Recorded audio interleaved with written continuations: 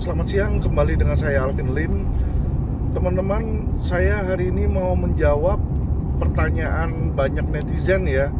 Jadi netizen banyak berkomentar dan meminta kesediaan saya untuk membantu mengurus kasus Jessica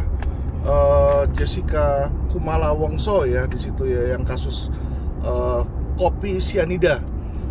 Jadi gini teman-teman ya, kenapa selama ini saya nggak pernah bicara tentang kasus kopi sianida di situ? Pertama adalah saya sebagai lawyer adalah lawyer yang punya integritas. Ada kode etik profesi pengacara, di mana pengacara itu kalau udah ada lawyernya ya, lawyer lain itu harus menghormati, nggak ikut campur dan tidak ikut memberikan saran atau pendapat yang kira-kira nantinya malah bertolak belakang gitu loh. Karena kenapa? Kita ya saling toleransi lah sesama pengacara. Jadi saya nggak seperti pengacara lain yang suka nyinyir ya, suka ikut campur urusan pengacara lain, kecuali ya memang ada kemauan atau permintaan khusus dari si Jessica ya, meminta saya untuk membantu. Nah, saya bersedia untuk membantu jika diminta. Tetapi jika tidak, saya tidak akan secara proaktif mengganggu hubungan antara Jessica dengan Otto Hasibuan, karena Jessica itu sudah punya lawyer yang hebat, yaitu Bapak Otto Hasibuan. Untuk apa lagi dibutuhkan saya gitu kan ya. Saya merasa bahwa orang-orang tersebut sebenarnya tahu deh kok, mereka pinter. Mereka sudah tahu langkah-langkah apa yang harus digunakan, harus dilakukan ya teman-teman ya. Tapi begini aja teman-teman, karena memang Pak Otto juga sudah membuka suara untuk meminta lawyer-lawyer bergabung, ya saya pengennya kalau memang beliau meminta saya untuk bergabung, maka saya bersedia. Tapi jika tidak, saya juga tidak akan meminta-minta, karena kasus saya juga yang saya tangani juga banyak teman-teman ya. Dan saya bukan tipe pahlawan kesiangan yang mau ikut campur di segala macam kasus. Kalau menurut pandangan hukum, saya memberikan pandangan hukum. Ini pandangan hukum saya bukan sebagai pengacara, tapi sebagai ahli hukum ya teman-teman ya. Melihat kasus Jessica. Kasus Jessica ini sebenarnya adalah kasus di mana penyidikan yang tidak matang. Jadi kalau ditanya kesalahannya ada di mana, ya pasti orang cuma mau tahu kesalahan di mana sih, kenapa bisa terjadi seperti ini. Kesalahannya teman-teman ada di pihak kepolisian, ada di pihak penyelidikan dan penyidikan yang tidak matang, tidak sempurna. Jadi gini teman-teman ya, secara hukum yang namanya penyelidikan, lidik itu adalah mencari terang sebuah perkara ya, untuk menentukan bahwa perkara itu adalah pidana, bagaimana dilakukan, siapa pelakunya, itulah penyelidikan ya. Nanti setelah lidik dia akan masuk ke sidik. Sidik itu untuk menentukan siapa pelakunya ya, kira-kira kalau memang ada pidana, siapa nih yang melakukan pidana itu, siapa yang ngebunuh ya kan, bagaimana cara ngebunuhnya, dan mengumpulkan dua alat bukti yang cukup teman-teman. Itulah di proses sidik ya, penyidikan. Jadi biasa orang lidik dulu, polisi itu lidik dulu baru sidik. Nah, yang terjadi dengan kasus Jessica adalah penyelidikan dan penyidikan yang tidak sempurna. Bukan, saya bahkan kata-katanya saya ralat, bukan hanya tidak sempurna nih teman-teman ya, asal-asalan teman-teman ya. Kenapa saya bilang asal-asalan? Karena itu penyelidikan dan penyidikan itu belum memiliki dua alat bukti. Jadi dia bilang ada saksi, oh ya saya udah periksa 20 saksi, 100 saksi. Polisi, lo mau periksa 1 juta saksi juga, kalau saksi yang diperiksa tidak tahu, tidak melihat kejadian itu nggak bisa jadi saksi ya. Jadi kadang-kadang teman-teman kalau ditanya kan, waduh ini kok dijadikan tersangka, polisi selalu beralasan, kita udah punya 2 alat bukti kok. Apa alat buktinya? 1 adalah keterangan saksi. Sedangkan saksi yang diperiksa, kalau nggak saksi palsu, banyak kan yang diperiksa saksi yang nggak tahu apa-apa. Jadi kasus Jessica ini sama kasus saya sama. Kalau dilihat kasus saya, contohnya ya, yang pemalsuan KTP, itu diperiksa 20 saksi, 1 saksi pun nggak ada yang kenal saya ya, toh yang kenal si pelaku utamanya. Tapi dibilang untuk kasus ini sudah ada keterangan saksi, sudah lebih dari 2 saksi. Disinilah kengawuran kepolisian teman-teman ya. Saya bilang sekali lagi, bukan saya mau menghina kepolisian, bukan saya mau melecehkan kepolisian ya. Baiknya polisi itu suruh belajar hukum ya. Mereka itu SIK, sarjana ilmu kepolisian, bukan sarjana hukum di situ. Jadi mereka tidak ngerti hukum. Yang ada di dalam otak mereka adalah asumsi mereka. Menurut mereka alat bukti keterangan saksi, kalau udah ada saksi yang diperiksa, siapapun itu saksinya, mau itu saksinya ngantuk kayak, saksinya kagak pernah ngeliat kayak, saksinya kagak tahu apa-apa, yang penting dia udah periksa nih, ada 2 keterangan saksi, sudah ada 2 keterangan saksi. Itu yang kadang sering terjadi di kepolisian, teman-teman ya. Itu saya melihat berkali-kali berulang-ulang. Itu masih tingkat yang rendah, teman-teman. Dalam kasus yang 4 judi online yang saya bebaskan ya di Pengadilan Negeri Jakarta Utara, lebih parah lagi, teman-teman. Keterangan saksinya dipalsukan oleh kanit dan penyidik. Jadi itu keterangan saksi yang bikin si kanit sama penyidik, teman-teman. Ya, tanda tangannya tanda tangan saksi palsu. Jadi saksi ketika diperiksa di depan persidangan, dia bilang, saya tidak pernah diperiksa, saya tidak ngomong seperti ini. Mati nggak lu, teman-teman? Ya, jadi lawyer itu, kenapa lawyer itu saya vokal? Ketika polisi sudah menjadi oknum, ya, menghalalkan segala cara, termasuk memasukkan keterangan BAP, mereka sudah bukan polisi di mata saya. Mereka lebih parah daripada penjahat, teman-teman, di mata saya ya. Opini saya di situ. Karena kenapa? Mereka seharusnya yang namanya memeriksa saksi itu nggak boleh dengan ancaman, harus didampingi pengacara. Ini sering sekali tidak ada. Boro-boro didampingin pengacara, yang ada digebukin bisa kadang-kadang. Kita sering dengar seperti itu ya, teman-teman ya. Terjadi, nggak usah jauh-jauh deh. Itu kasus Muhammad Kece. Saya tidak memuji perbuatan Muhammad Kece yang menista agama, teman-teman. Tetapi penjahat sekalipun ketika di penjara harus secara manusiawi. Yaitu apa? Ya jangan dong dikasih makan tai seperti itu. Ya, yang suruh malah katanya siapa? Itu kan jenderal polisi yang ditahan juga. Ini kan menunjukkan tingkah laku polisi yang tidak sesuai dengan arus, tidak sesuai dengan etika, tidak sesuai dengan norma-norma agama, norma-norma hukum yang ada, teman-teman. Dan disinilah saya vokal. Saya vokal. Kalau ada hak asasi manusia yang dilanggar, teman-teman, saya sebagai sesama manusia, saya berwenang, berhak untuk berbicara. Karena saya juga adalah aparat penegak hukum. Ya, perlu diketahui bahwa pengacara itu sesuai undang-undang advokat adalah aparat penegak hukum, teman-teman. Sesuai undang-undang kuasa kehakiman adalah aparat penegak hukum juga.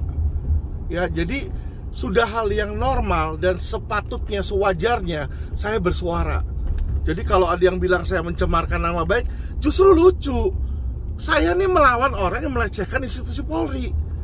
Institusi Polri yang sangat baik, yang sangat agung, dikotori oleh oknum-oknum polisi.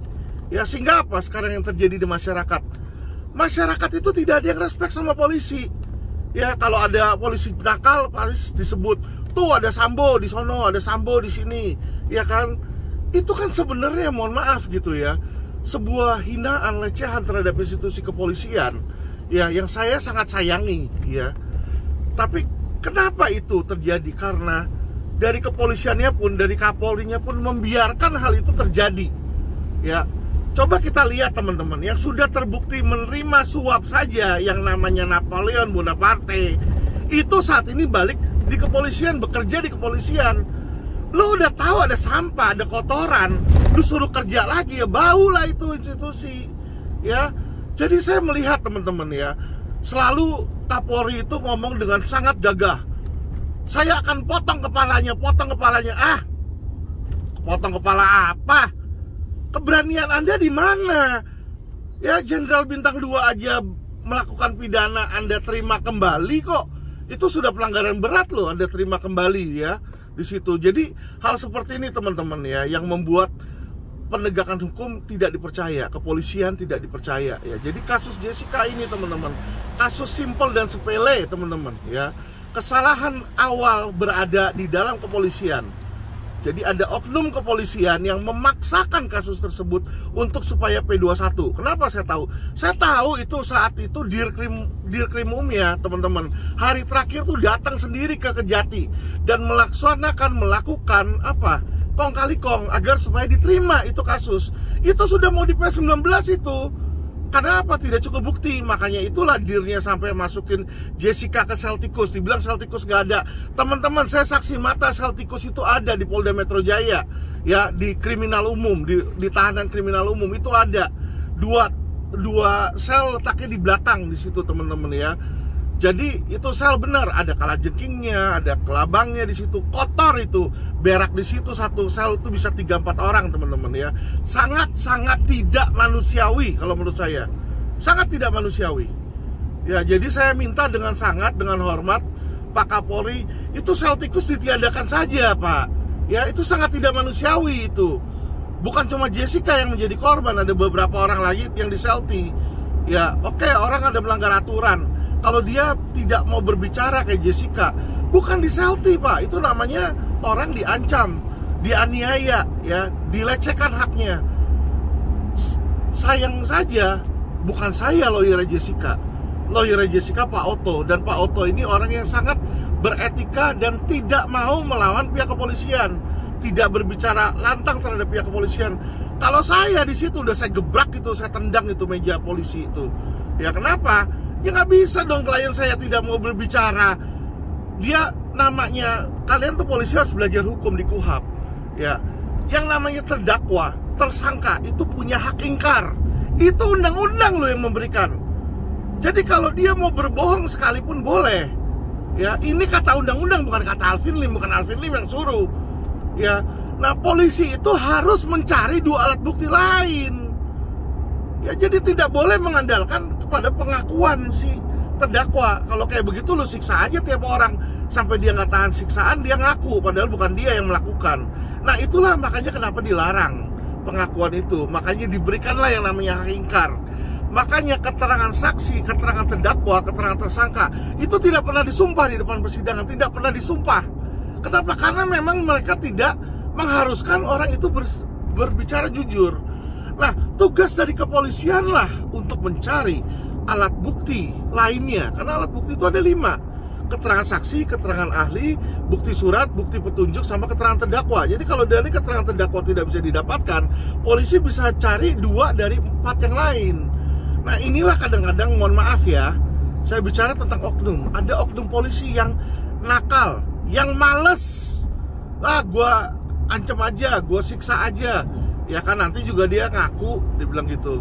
Padahal seringkali orang itu bukan pelakunya, tapi karena dia tidak tahan siksaan, dia terpaksa mengaku, ya, hal yang tidak dia perbuat. Nah, ini sangat-sangat melanggar hukum, teman-teman. Dan kejadian ini masih terjadi terus dan berulang-ulang. Nah, karena ada kong kali kong P19 dengan P21 tersebut, akhirnya berkas di P21. Giliran jaksa yang blunder. Karena kenapa? Ya udah deh, gua sekarang lu utang budi lu sama gua ya, Polda ya. Nanti suatu saat gua ini lu bantuin gua lagi. Jadi inilah yang terjadi, teman-teman. Antara kepolisian dan kejaksaan ini, Mahfud sudah berbicara dengan jelas. Ada mafia kasus, ada banyak kasus, kata Mahfud ya. Beliau itu pemerintah loh. Mahfud itu pejabat pemerintah yang masih aktif loh, berbicara seperti itu. Ya, bahwa ada oknum polisi, oknum jaksa. Ya, Alvin ini cuma hanya menyampaikan apa yang mereka bicarakan, pejabat yang bicarakan. Ya toh, dan saya mengutuk perbuatan oknum-oknum tersebut karena mereka mengotori institusi kepolisian dan institusi kejaksaan yang saya cintai. Mereka kotori. Nah, oknum inilah yang harus sebenarnya dilawan dan dibasmi. Tetapi teman-teman, hingga detik ini, baik dari kepolisian maupun kejaksaan, tidak pernah ada kegiatan nyata untuk memberantas hal tersebut. Tidak pernah. Kenapa saya bilang seperti itu? Bukan hanya polisi sama jaksa.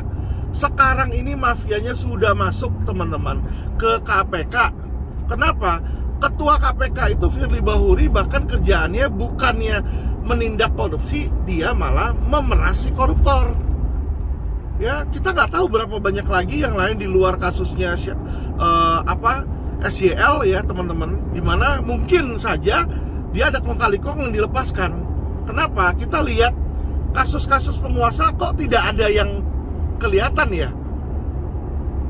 Harun Masiku yang melibatkan PDIP, tidak ada tuh kejelasan sampai sekarang di mana Harun Masikunya. Nyari aja kagak bisa, teman-teman. Ya, kedua teman-teman, kasus apa lagi di KPK ya, selain Harun Masiku, kasus yang melibatkan suaminya Puan, itu perusahaannya Happy ya, itu juga sampai sekarang kagak ada kejelasannya. Jadi kalau teman-teman melihat yang terjadi di dalam penegakan hukum saat ini adalah tebang pilih, dan ini bukan hanya di KPK, di kejaksaan, juga di kepolisian. Contoh di kepolisian apa teman-teman? Saya kasih tahu deh, di Tipitexus itu sarangnya mafia di situ. Kenapa saya bilang sarangnya mafia? Ya, Kurniadi sudah ditahan. Ya, pemegang uangnya dan pengendalinya adalah Michael Steven. Sampai detik ini tidak ditahan sama kepolisian, teman-teman. Dan informasi yang saya dapatkan, sejumlah uang mengalir ke jenderal-jenderal polisi di sana. Makanya dilindungi, teman-teman. Dan Kurniadi pun ditahan karena saya teriak. Kalau saya tidak teriak, tidak akan ditahan itu Kurniadi. Kedua, teman-teman, Net 89 sampai sekarang dua jenderal Net 89 ya, pemiliknya Andrianto sama siapa ya, satu lagi nama bahasa Cina, orang Cina di situ ya. Itu sampai sekarang teman-teman DPO ya, kita bicara kepolisian yang sangat hebat, super hebat, dan sudah tahu letaknya di mana. Saya aja udah tahu informasinya di Kamboja, dia ganti warga negara di sana. Kok kagak ditangkap-tangkap, teman-teman? Wana Arta juga kan orang udah tahu ada di Amerika, alamatnya ada tuh di Beverly Hills ya. Nggak ada perlengkapan buat menangkap, teman-teman. Karena apa? Penjahat investasi bodong itu di Tipitexus digelar karpet merah, teman-teman ya. Itu apa namanya, kasus Indosuria. Kalau saya nggak urus, saya nggak teriak-teriak, sampai sekarang juga nggak ditangkap, udah lepas orangnya. Kita udah tahu dia udah lepas 2 kali, teman-teman ya. Dan ada kasus yang namanya, yang katanya si Mahfud urus, yaitu kasus pemalsuannya, mentok sampai saat ini di kejaksaan. Sudah dikasih kejaksaan, tidak pernah disidangin, teman-teman. Mana ada yang namanya kasus tuh kalau udah dikasih kejaksaan, ada waktu biasanya 20 plus 30 hari untuk disidangkan 50 hari. Ini sudah 8 bulan, 9 bulan, bentar lagi nih ya, beberapa hari lagi sudah daluarsa penyidikan, teman-teman. Itu yang dilakukan oleh oknum-oknum kejaksaan. Dia biarkan kadaluarsa, dia biarkan penjahat itu menikmati ya. Hal seperti inilah, teman-teman, saya berani vokal, dan saya harus vokal. Net 89 mereka sudah tahu orangnya ada di Kamboja. Sampai saat ini Wisnu tidak pernah mau nangkep, Tipitexus gak pernah mau nangkep ya. Dan kalau teman-teman lihat 7 tersangka, 2 katanya DPO, 5 yang lagi disidangkan. 5 ini lepas di pengadilan, teman-teman. Dibilang penyidikannya tidak sempurna di situ, ada kesalahan formil. Harusnya apa yang dilakukan oleh Tipitexus? Sidik lagi, bikin sprindik baru dong di situ ya. Tapi tidak, teman-teman ya. Saya pernah bertemu dengan Andrianto di situ dengan downline. Andrianto di depan saya menelpon jenderal di speakerphone-in. Dibilang, "Bang, ini gimana kasus?" "Tenang aja, lu aman, gue jagain." Ya. Nah, kita patut diduga ya, jenderal itu ya pasti jenderal di Tipitexus yang mengurus. Kalau jenderal-jenderal yang tempat lain kagak bisa ngurus di situ, teman-teman ya. Makanya saya kenapa sangat anti ya, saya kesal sekali gitu sama Tipitexus. Di dalam kasus Indosuria mereka bermain. Beberapa sampai sekarang itu aset Citan hilang, teman-teman. Hilang, teman-teman. Nanti saya buka screen WA saya dengan si Wisnu di situ. Nanti teman-teman bisa lihat ya, di mana janji-janji dia, janji-janji palsu, janji-janji sampah. Dia bilang dia mau nangkap bapaknya si Henry Surya sama istrinya. Sampai detik ini boro-boro ditangkap. Diperiksa aja kagak berani dipanggil polisi. Buat apa ada polisi di Mabes tapi takut polisi itu sama penjahat? Itu mah bukan polisi kalau takut sama penjahat, itu anjing, saya bilang. Ya, jadi saya minta kepada kepolisian, kalau kalian nggak berani dan tidak mau bertugas, janganlah jadi polisi. Polisi itu adalah pengabdi masyarakat yang dipuji oleh masyarakat, dihargai oleh masyarakat. Dan saya mau ya, untuk supaya polisi itu seperti itu. Jadi tolonglah Pak Kapolri ya, tolong Pak Kapolri. Saya WA Anda berkali-kali Pak Kapolri, Kabar Eskrim juga. Kasus-kasus investasi bodong ini mandek ya. Yang masih mandek tuh banyak, bukan cuma Net 89 dan Indosuria yang LP0204 dan LP0086 itu sama kalian dipetieskan. Bukan cuma itu, banyak LP-LP lain, Minapadi, BSS itu nggak jalan. Ya, kerja kalian apa? Kalian bilang saya penjahat, suruh masuk penjara. Saya sudah masuk penjara, saya sudah jalanin. Saya jalanin tugas saya jalanin apa yang divonis walaupun saya tidak melakukan hal tersebut. Tolong dong kalian kepolisian, jalankan tugas kalian. Mana tangkap penjahat? Ya, jangan cuma terima uang suap. Saya sangat benci sama oknum-oknum polisi, ya. Masih banyak polisi-polisi baik. Jadi jangan salah. Saya bukan benci sama seluruh kepolisian. Saya benci dan kecewa dengan oknum polisi. Oknum polisi yang memainkan uang orang. Orang yang nggak salah dibuat bersalah.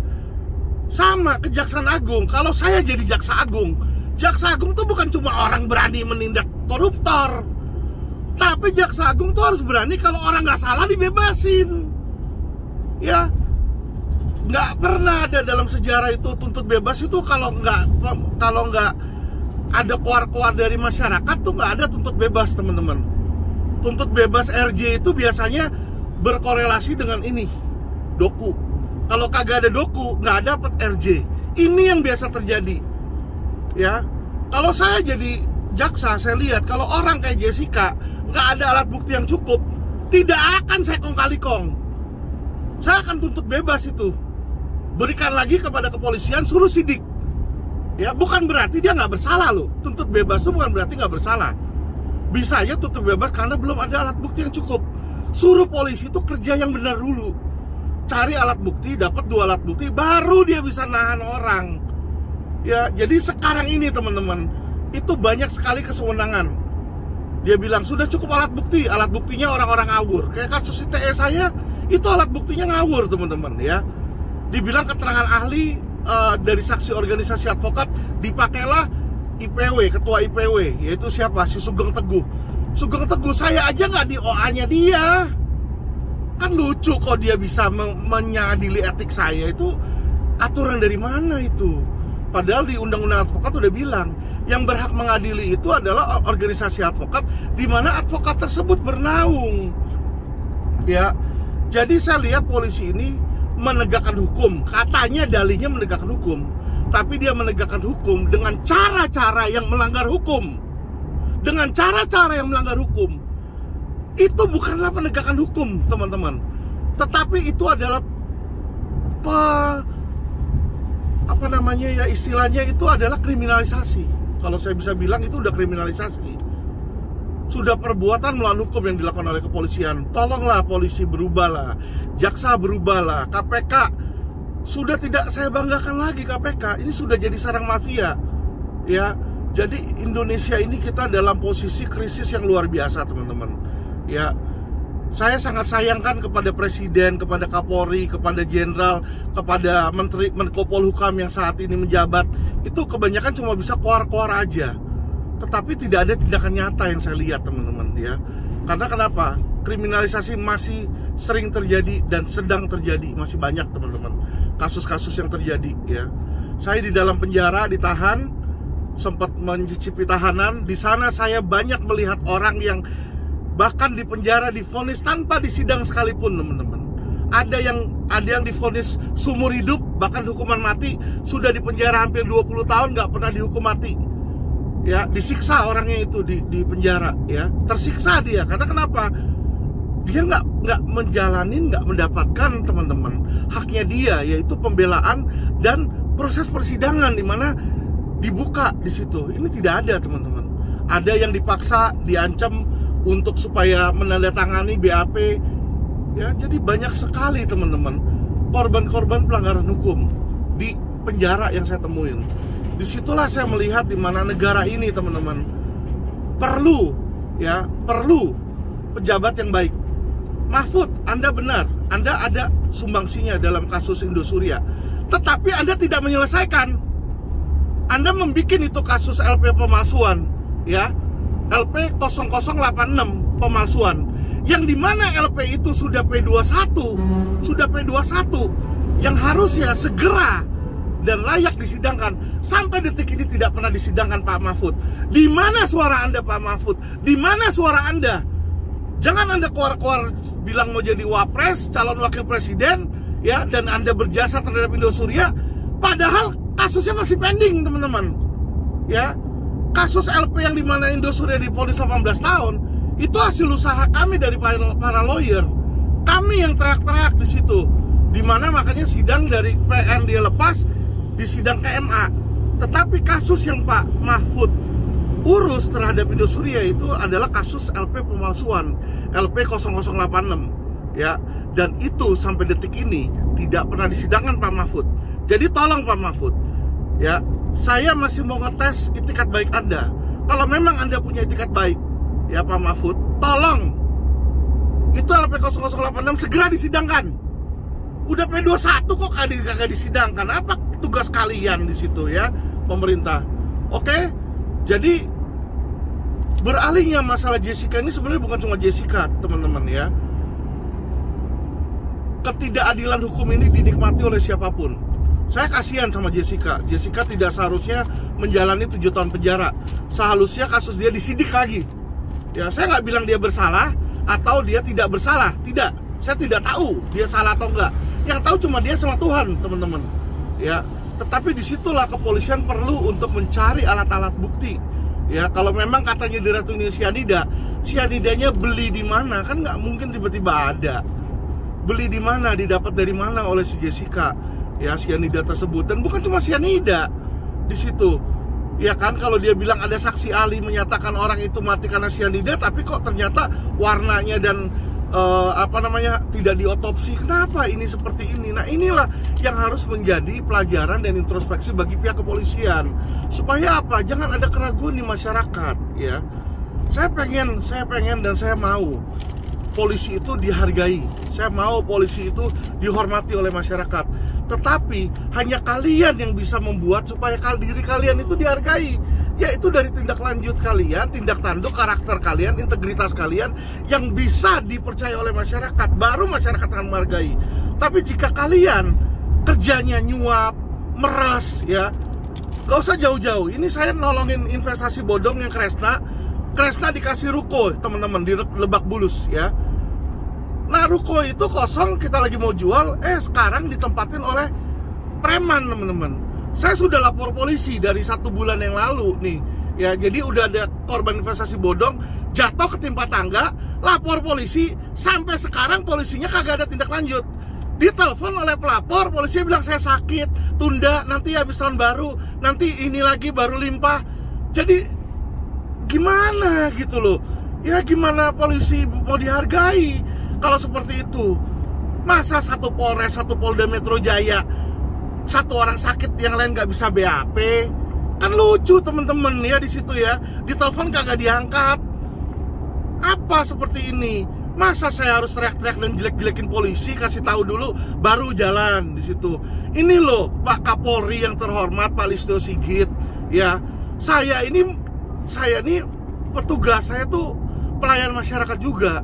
Sebagai lawyer saya dikasih kuasa. Kalau tugas saya nggak beres karena tugas kalian tidak dijalankan polisi, terus mau gimana? Ya, lawyer kami nggak berhak mengeksekusi, Pak. Kami lawyer tidak berhak menangkap penjahat. Sesuai undang-undang yang berhak menangkap penjahat itu polisi.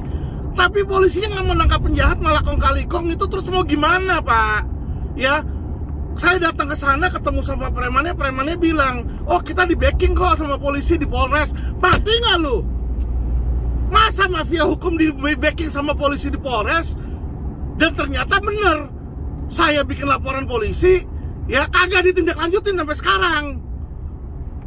Gimana saya nggak mau kecewa dengan kepolisian, dengan pemerintah, dengan negara ini?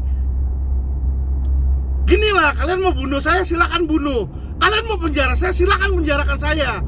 Tetapi masyarakat kalian harus bela dan kalian harus jaga, karena masyarakat itu adalah raja. Masyarakat itu adalah tuan kalian secara undang-undang. Ya, tolong polisi jaga, lakukan tugas Anda. Terima kasih ya Pak Kapolri, tolong dengarkan. Pak Kejaksaan, Pak Jaksa Agung, ya tolong diperhatikan. Ya, juga kepada hakim-hakim agung, tolong ya yang benar dilepaskan, yang salah dihukum. Ya, saya ingin seperti itu. Masyarakat tolong bantu saya, bantu kawal, kita viralkan teman-teman konten-konten ini. Supaya apa teman-teman? Supaya mendapat perhatian dari masyarakat. Karena saat ini sudah banyak penguasa lalim. Mereka lupa tanggung jawab mereka terhadap masyarakat. Jadi masyarakat, tolong saya, bantu saya, support saya teman-teman.